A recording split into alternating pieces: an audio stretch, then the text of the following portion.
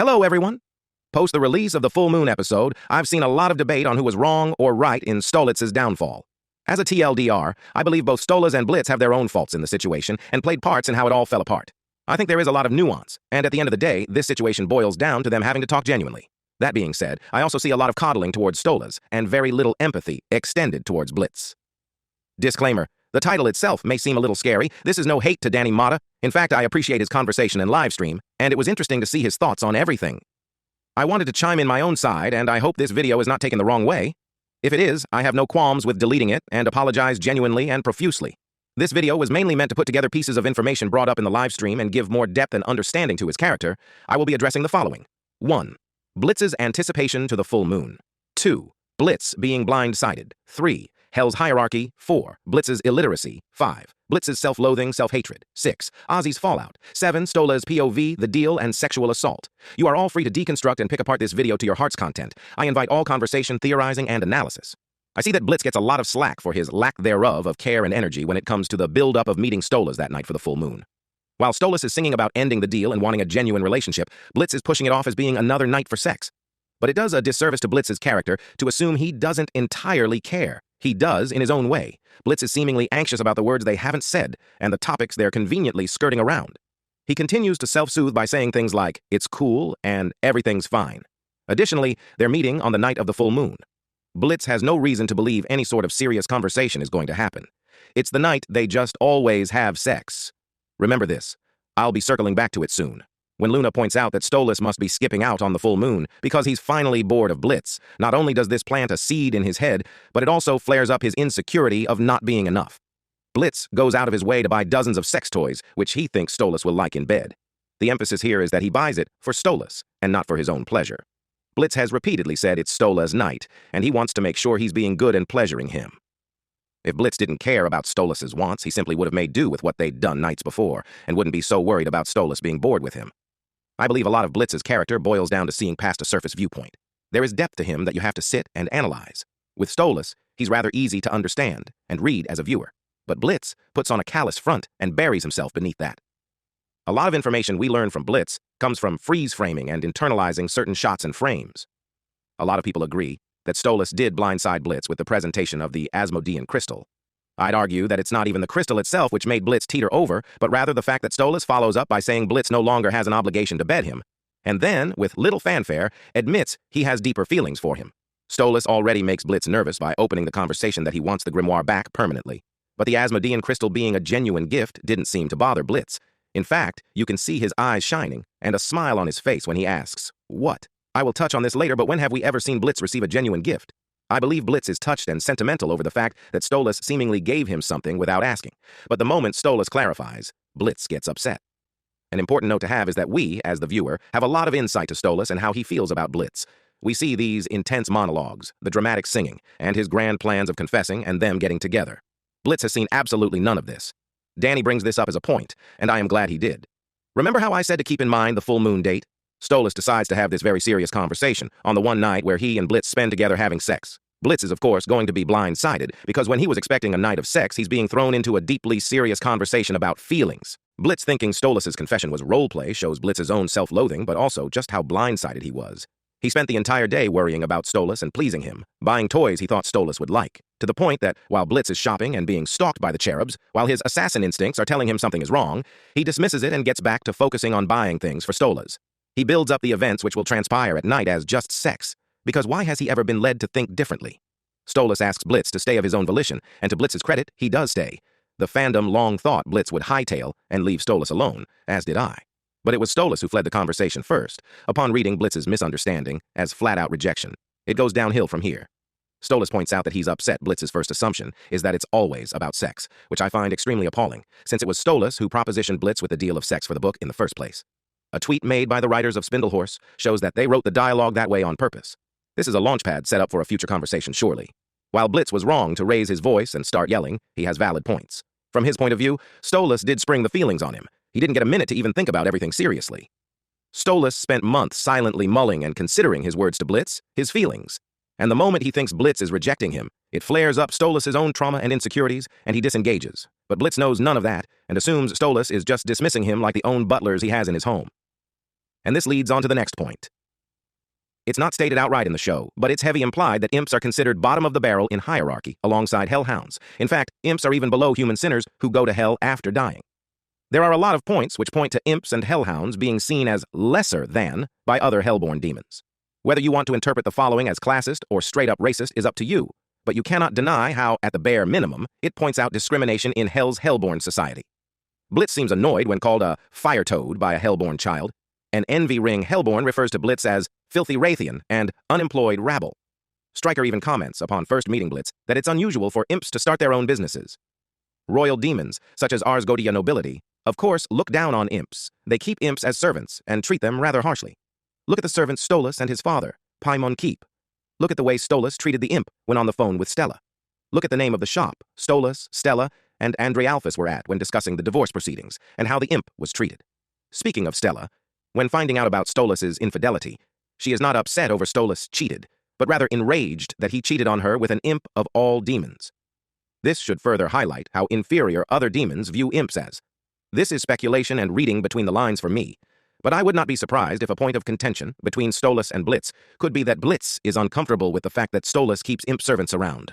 I wouldn't be surprised if Blitz scaled the palace walls long after Stella gets kicked out, not only because Stolas may have commented finding it romantic and exciting, but also because he wants to avoid running into Stolas's staff. Stolas is not easily killed. One of the only ways we know you can kill in Ars Goetia is with angelic weaponry, or carmine-crafted angelic steel. That's a benefit to being a higher-class demon. Asmodeus mentions he's got all the time in the world when singing to Fizaroli in Crooked, which implies the Ars Goetia and deadly sins are immortal. Imps, on the other hand, are not. They grow old. They can die by normal means. They're not as hardy. Danny brings up in the circus that Stolas is afraid the moment Blitz mentions being an assassin, but Blitz hadn't even known Stolas could get hurt in the first place. Hence why, in Western Energy, he looks shocked and asks aloud, "He can get hurt?" Blitz has placed Stolas in such a high, unreachable pedestal because of the difference in their classifications and status, that he cannot fathom a reality where Stolas can be hurt by others and himself, a lowly imp. That's why it's so important Blitz saw how his words in Full Moon hurt Stolas and made him cry. Stolas is naive, in more ways than one, and that is not of his own fault, but rather his upbringing and privilege in society, as being both a higher status demon and a prince. I believe while he does not intend to come off as racist, classist, or discriminatory, he unintentionally does, because he is completely unaware of the divide between Blitz and himself. It's only now that he's coming to understanding just how poorly he has treated Blitz. He repeatedly refers to Blitz as things which should be upsetting. He calls Blitz Blitzy, despite how many times Blitz corrects him and argues for him to say his name correctly. Whether you want to argue Blitz secretly likes the nickname is neither here nor there. He refers to Blitz employees not by their names, but by littler ones in Lulu Land. He uses a baby voice in the Harvest Moon Festival when he apologizes for needing the grimoire, and he puts out a cigarette on his horn and pinches his cheek in a way Blitz could definitely misconstrue as condescending. Most damning, he calls Blitz his impish little plaything after saving him and asks for a reward in Truth Seekers, right after Blitz's hallucinations about not being anything to Stolas, in the very same hallucination, where Blitz sees him own silhouette as nothing more than the servants fanning Stolas upon a high throne. When I say that there is a power imbalance between Stolas and Blitz, it's not just the grimoire itself. Imps have no magic, which is why Blitz can't use the grimoire. Luna is the one doing the magic, and even if Blitz had magic, it's not the main point. Stolas is leagues above Blitz in status, money, and education.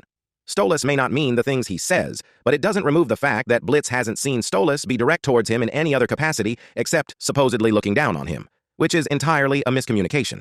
Speaking on miscommunication, a big part of Danny's live stream was dedicated to debating back and forth whether Blitz is illiterate, dyslexic, not educated, or not any of those things. Danny mentions that Blitz clearly must be literate because he is a businessman, and the boards in the conference room of his business have writing.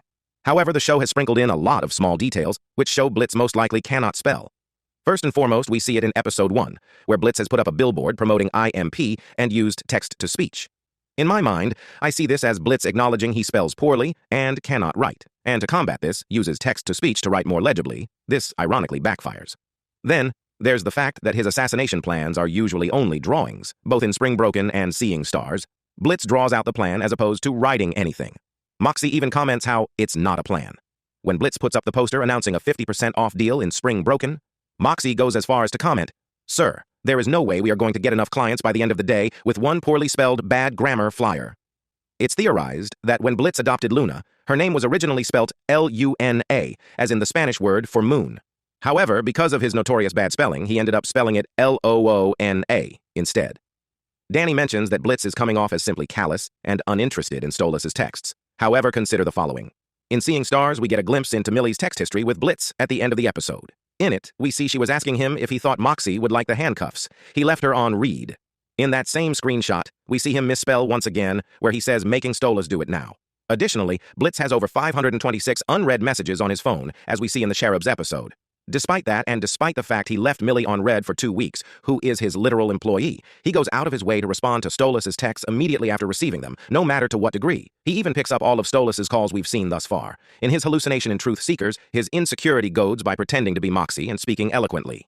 Blitz responds with, "Why are you talking like that? What the fuck does that even mean?" And Moxie says, "I am simply speaking Satan's plain English. Perhaps you should crack open a dictionary sometime, and then maybe you'd understand half of the frivolous things I carry on and on about." I believe that Stolas backpedaling in his old text to Blitz we see in Western Energy and sending huge walls of texts with eloquent language makes it extremely difficult for Blitz to understand or read at all. While on the surface, Stolas may seem kind and upfront in his texts regarding Aussies, he's coming off as dismissive by saying he didn't mind what was said because the way Blitz interpreted the situation and what Stolas thought happened are two completely different things. Once again, this boils down to miscommunication between them. I also believe that Blitz leaving Stolas on read for the first time there seems to have been something attributable to his self-loathing and self-hatred. I believe that Blitz genuinely put Stolas on a pedestal and thought him indestructible, and he heavily blames himself for Stolas being hurt, which is why when Stolas invites him to the hospital to see him, Blitz completely evades the conversation. He's not sure how to respond, or apologize, or even if Stolas would truly want him there because at the end of the day, he sees Stolas hurt as his own fault for prioritizing his daughter instead of heading to Stolas himself after learning he'd been kidnapped. Speaking on Blitz's own self-loathing, this was the part I was most excited to get to. Blitz has a lot of self-hatred for himself, and I mean a lot of self-hatred. We see it in the way that Blitz erases himself out of photographs in his own apartment. For the composed and put-together front Blitz puts on as a businessman. The suit, the big photos in his office, the bravado and confidence in his job and personality, he is truly just an imp with a lot of trauma and baggage and incredibly beat down by his own past. I believe this attributes to how he views his relationship with Stolas. In addition to the status difference, I believe Blitz views the gap in classification as something unattainable for him. He cannot fathom Stolas wanting to swoop down to be at the level of a mere, lowly imp like himself who has ruined everything good in his life. His father sold him off to Paimon for a playdate, with the orders of stealing from them for a mere $5 bill and a condom. And at the same time, his father viewed him lesser than Fizzaroli, going as far as gifting Fizz a birthday card which read, "I wish you were my son." Blitz blew up his life, literally, when he tried to confess his love to Fizzaroli and ended up starting the fire, which disabled his best friend/love interest and killing his own mother. He blew up his life so bad that he literally made his sister hate him and want to not be associated with him at all. Blitz outright nearly admits that he hates himself when reconciling with Fizzaroli and Oops. So why would he ever believe that Stolas would be serious and truthful in the confession in the full moon episode? What reasons does he have to believe, between the miscommunication, the status difference, and the self-hatred, that Stolas could see all of him and still love him despite the flaws? Additionally, Blitz has the habit of using himself in lieu of the benefit of others. Usually, literally. In Truth Seekers, he jumps in the line of fire in an attempt to protect Moxie from being hit. In that same episode, he stands in front of IMP and snarls with his arms outstretched in an attempt to protect them and take the hit himself. In Oops, he does the same for Fizzaroli, despite them only having moments ago made amends. And most tragically, in X's and O's, he uses his body and sells himself for sex, in the attempt to be useful to Eminem and get more information out of Chaz, since he had sneaking suspicions about his gentility. I believe this feeds into his self-hatred. Since he can't see himself as useful beyond physically, he puts himself in the line of danger for the benefit of others.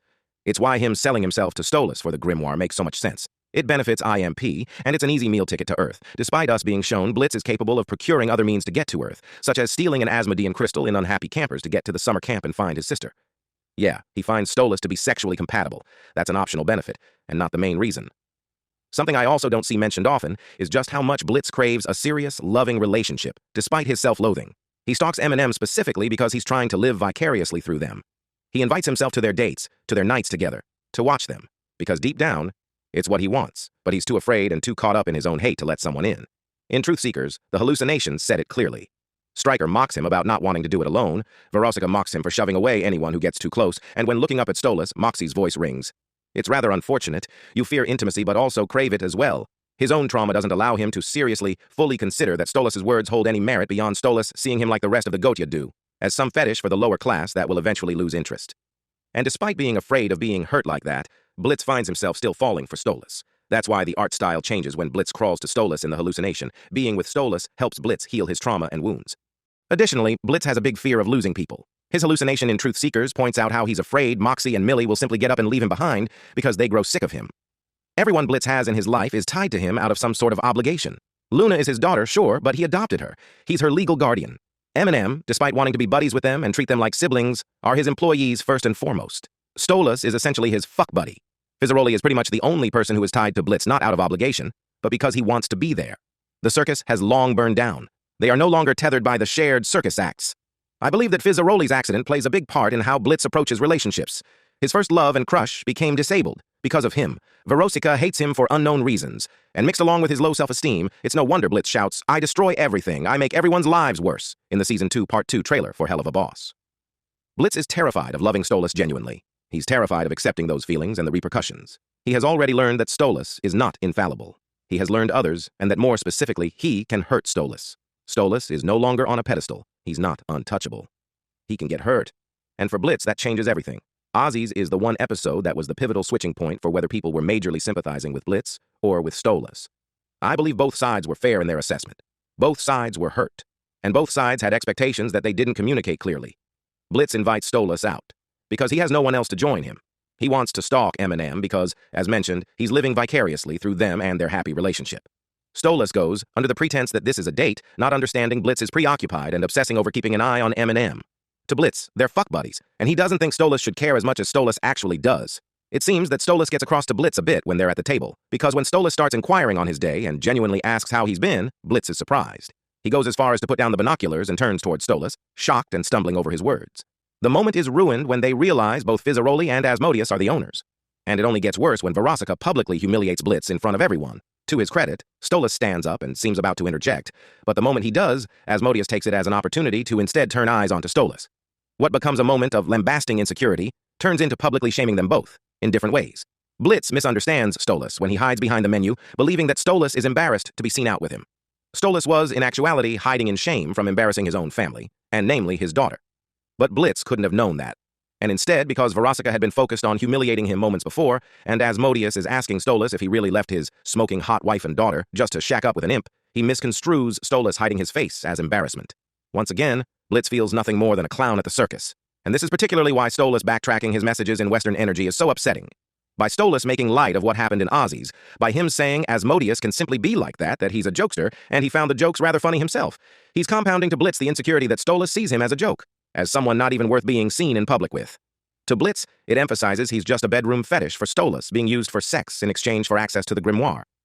Interestingly, we see that Blitz at the very end of the episode, for as harsh as he is, lays out one of the only boundaries we've seen him lay down for Stolas. And he essentially tells Stolas, while trying not to cry, "Don't pretend to want me any more than just sex, because it's not what we are and I can't handle that." He's effectively telling Stolas to not pretend to love him. And yet, in Full Moon, the moment he believes Stolas is throwing him away, Blitz destroys the boundary he himself placed and concedes into romance roleplay because he believes it'll keep Stolas around. His self-worth is so shot that he thinks that the only way to keep Stolas around is to do better and keep him entertained with him, like a toy would. I should also emphasize once again, by this point, we've seen Stolas' perspective of wanting to be with Blitz, but the only thing Blitz knows is the numerous times Stolas talks down to him and meeting for just sex. It's dramatic irony at its finest. This part of Danny's conversation was the most genuinely appalling to me. Please listen to the whole section if you are not interested in the other bits. Stolas grew up with no friends and no frame of sociability. He's a recluse, not of his own doing, but simply because of what it means to be a prince. His understanding of social norms is so poor that he bows to Blitz when they're children, before getting smacked by his father. Blitz was his first friend, and largely seems to be the only person he had a genuine connection with, even after marrying Stella and having Via. Danny mentions that Blitz coming on to Stolas in the circus episode is comparable to sexual assault. I could not disagree more.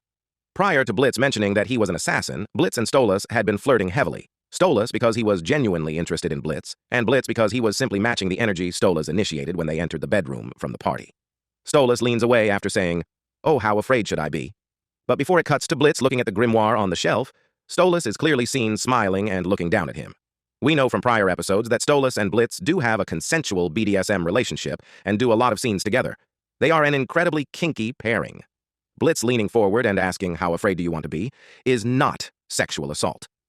He was continuing to match the energy Stolas was putting when they entered the room. Stolas rushing to put distance between them is not him saying, "No," it's him becoming flustered and anxious that Blitz is reciprocating the flirting and making advances. Stolas is a repressed gay man who has been forced into an abusive heterosexual marriage. He flirts with Blitz and is confident in the way you'd read in a trashy romance novel. And the moment Blitz actually moves forward with that intention, he becomes flustered and nervous. It's like he can't dish it out. He has no experience with men. In fact, the person who has sexually assaulted Stolas is Stella. When openly mocking Stolas to her guests at the party, she talks about how Stolas just lays there and stares at the wall while she has to do all the work. Stolas is actively disassociating from the sex with her because he doesn't want to have sex with her and he isn't aroused by her. That's sexual assault. But Blitz making advances? Him pulling away and nervously laughing? That's simply nerves of actually being pursued in a way he never has been before. Remember, Stolas has no experience in social norms. He's never been pursued genuinely. He's never been wanted genuinely. When they're on the bed, he crawls further up and lets Blitz tie him. He asks what they plan on doing together. If Stolas hadn't wanted Blitz to make advances, he could have called the guards. He could have turned Blitz to stone. He could have done so many things. Blitz staying behind to pity fuck him because Stolas saying he's always wanted this from his first ever friend is not sexual assault. It is the furthest thing from that. In fact, in Full Moon, when Blitz tries to initiate sex, Stolas shuts his legs despite blushing and says, "No!" before standing up to put space. Blitz didn't even try to grab him again, didn't push. Blitz took that no in stride and simply followed behind Stolas, trying to understand what was going on. The downside here is that in Blitz trying to matching Stolas flirting with him upon entering the bedroom to steal the book, Stolas then misconstrued what he thought he had to be to keep Blitz around. Stolas thinks that because Blitz came on to him and had sex with him, he must continue to have sex with Blitz in order for Blitz to continue seeing him. This is why I believe he proposes the deal, beyond just finding sex, with Blitz pleasing. It's just misunderstanding upon misunderstanding layered upon each other, along with heaps of trauma informing their decisions and actions.